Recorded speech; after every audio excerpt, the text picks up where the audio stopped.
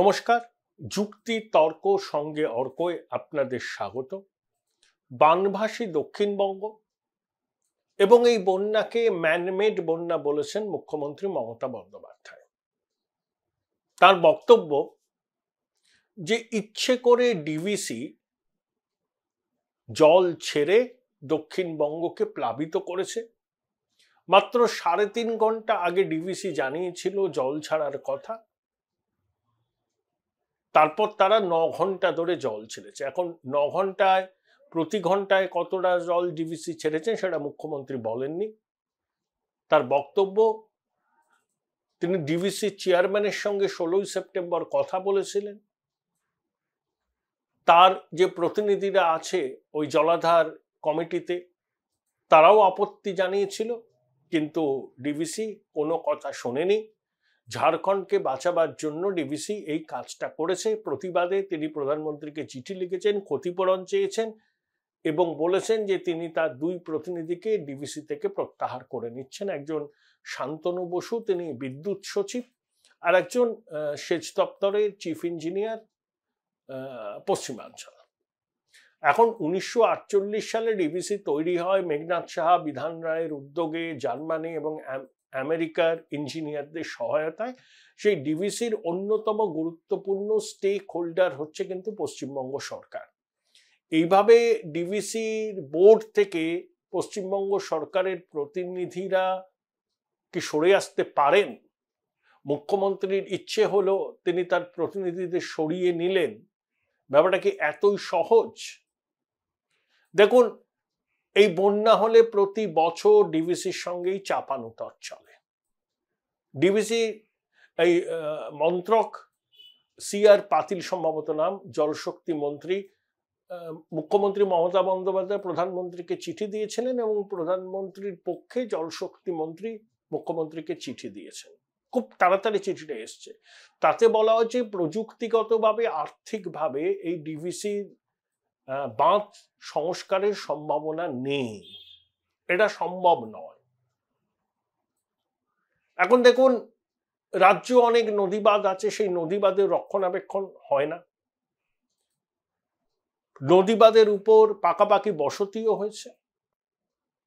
তাহলে নদীবাঁধের সংরক্ষণের অভাব আর ডিভিসির জলাধার কি বলবো আর কি সংস্কার করার ক্ষেত্রে কেন্দ্রের অপারগতা, এটা জানিয়ে দিয়েছে সরকার।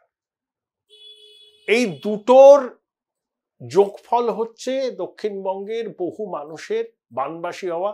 মুখ্য সচিব বলছেন 50 লক্ষ মানুষ বানবাসী। এখন জল আস্তে আস্তে নামছে, আবার নিম্নচাপের ভ্রুকুটি দেখা গেছে। শেষ পর্যন্ত পরিস্থিতিটা কি হবে এই মুহূর্তে বলা যায় না, তবে নিশ্চয়ই ক্ষয়ক্ষতির হিসাব করে কেন্দ্রীয় সরকারের কাছে টাকা চাইবে নবান্ন। আমার মনে হয় যে কেন্দ্রীয় সরকারের টাকা তো দেয়া উচিত, কিন্তু যাদের যাদের প্রয়োজন তাদের নামের তালিকা দেখে ডাইরেক্টলি তাদের ব্যাংক অ্যাকাউন্টে টাকা পাঠানো উচিত। কেন্দ্র যদি এটা করে তাহলে এই যে প্রতিবারে ত্রাণের টাকা নিয়ে, ত্রাণ কাজ নিয়ে দুর্নীতির অভিযোগ ওঠে, সেই অভিযোগটা বন্ধ হবে বলে আশা করা যায়। কিন্তু মুখ্যমন্ত্রী যতই হম্বিতম্বি করুন, প্রধানমন্ত্রীকে চিঠি লিখুন, প্রধানমন্ত্রী এখনো এই বিষয় নিয়ে শব্দ করেননি। তিনি অবশ্যই আমেরিকায় আছেন। 22 সেপ্টেম্বর লং আইল্যান্ডে প্রবাসী ভারতীয়দের সবাই তিনি বক্তৃতা দিয়েছেন। তো তার পক্ষে এই মুহূর্তে প্রধানমন্ত্রী, এই মুখ্যমন্ত্রীর চিঠির উত্তর নিজে দেওয়া সম্ভব না। কিন্তু তিনি প্রম্পট অ্যাকশন নেওয়া হয়েছে, যে একজন মুখ্যমন্ত্রী চিঠি দিয়ে ব্যবস্থা নেওয়ার আর্জি জানিয়েছেন, উদ্বেগ প্রকাশ করেছেন। তাই প্রধানমন্ত্রীর দপ্তর থেকে চিঠিটা হয়তো সংশ্লিষ্ট মন্ত্রকের কাছে গেছে এবং সংশ্লিষ্ট মন্ত্রী মুখ্যমন্ত্রীর চিঠির জবাব দিয়েছেন। কিন্তু মমতা বন্দ্যোপাধ্যায় যতই চিঠি লিখুন, প্রধানমন্ত্রী কিন্তু তাকে প্রাপ্যের অতিরিক্ত গুরুত্ব দিতে নারাজ। দেখুন, ওয়েনারে যে ঘটনা ঘটেছিল, প্রধানমন্ত্রী পিনারাই বিজয়নকে সঙ্গে নিয়ে আকাশপথে পরিস্থিতি দেখেছিলেন। জানি না তিনি বাংলার পরিস্থিতি দেখবেন কিনা, আসবেন কিনা। সেটা আমি জানি না, বলতে পারবো না। কিন্তু মমতা বন্দ্যোপাধ্যায় অতীতেও যে দাবি করেছেন প্রধানমন্ত্রী মানেননি। আমফানের সময়, ইয়াসের সময় ক্ষতিপূরণের যে দাবি করেছিলেন মানেননি। এবারও জলটল কমলে প্রকৃত পরিস্থিতি বিচার করে একটা ক্ষতিপূরণের টাকা চাইবে কেনা কেন্দ্রীয় সরকারের কাছে। এখন সেটা নিয়েও জলগোলা হবে, আগে থেকে বলে যাওয়া ভালো। কিন্তু কেন্দ্র যে টাকাই বরাদ্দ করুন না কেন, সেই টাকা যেন উপভোক্তাদের ব্যাংক অ্যাকাউন্টে সরাসরি যায়, মাঝে যেন কেউ না থাকে, এটাই হচ্ছে বক্তব্য। দেখুন, ডিবিসির বোর্ড থেকে 2 প্রতিনিধিকে সরিয়ে নিল রাজ্য সরকার।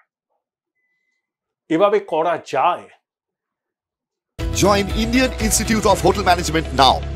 Right choice, right decision. দক্ষিণবঙ্গের অনেকগুলো জেলা, হাওড়া, হুগলি, 2 বর্ধমান, বাঁকুড়া, ডিবিসির উপর নির্ভরশীল। 8 লক্ষ একর চাষের জমিতে জল সরবরাহ হয় ডিবিসির মাধ্যমে। দক্ষিণবঙ্গের অনেক জেলায় বিদ্যুৎ সরবরাহ হয় ডিবিসির মাধ্যমে।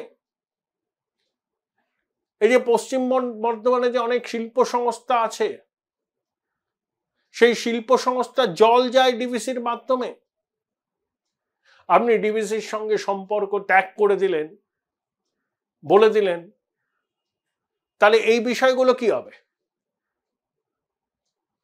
পায়ে পা লাগিয়ে ঝগড়া করলে তো কোনো সমাধান সূত্র বেরোয় না। সমাধান সূত্র বের করার জন্য আলোচনা করতে হয়। সব বিষয়ে ঝগড়া করব, সব বিষয়ে কেন্দ্রীয় বঞ্চনার কথা বলব,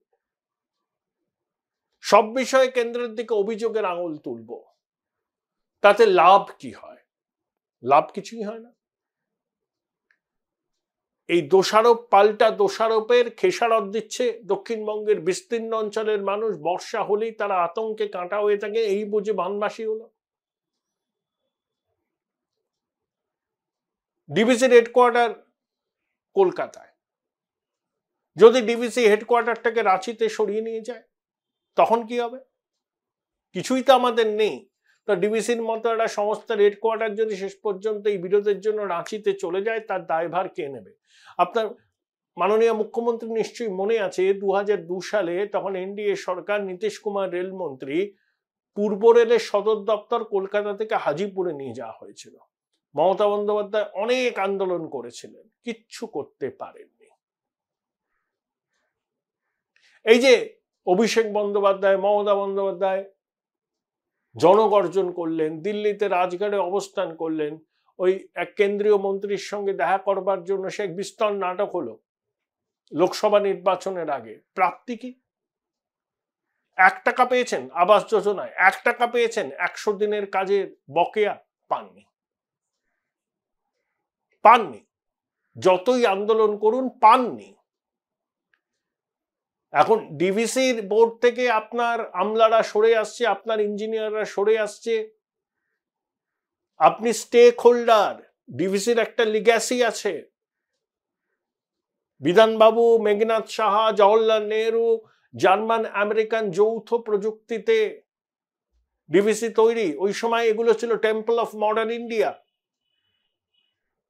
আপনার ইচ্ছা হলো, আপনি বলে দিলেন উইমসিক্যালি যে আমি প্রতিনিধি প্রত্যাহার করে নেব। তার অভিঘাত কি কি পড়তে পারে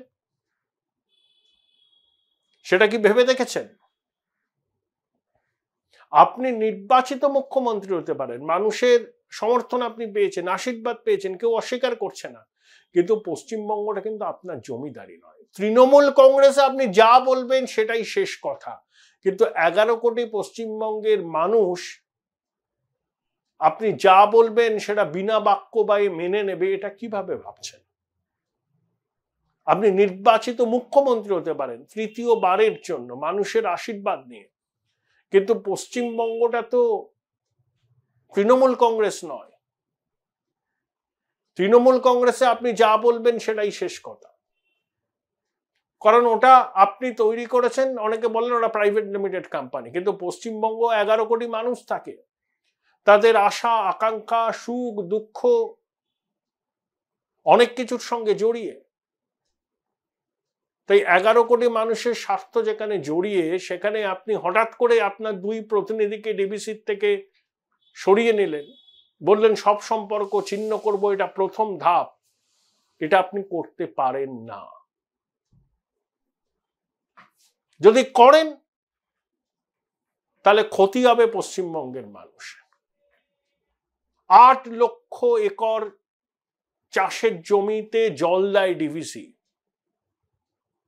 পশ্চিম বর্ধমান, বাঁকুড়ার অনেক শিল্পাঞ্চলে জলের যোগান মেটায় ডিভিসি।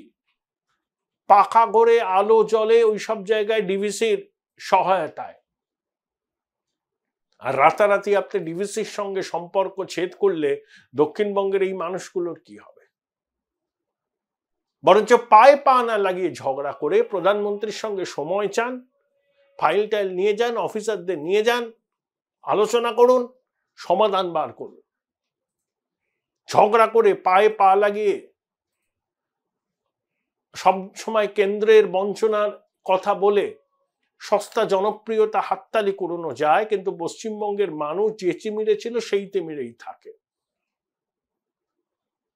আর একটা জিনিস জেনে রাখুন, প্রধানমন্ত্রী আপনাকে প্রাপ্যের অতিরিক্ত গুরুত্ব দেবে না।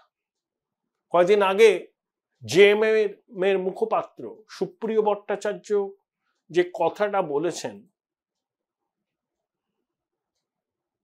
তৃণমূল কংগ্রেসের যারা মুখপাত্র আছেন তাদেরকে বলবো,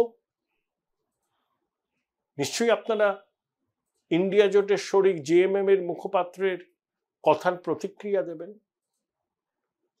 বঙ্গবাসী হিসাবেই আশা করব। দেখা যাক।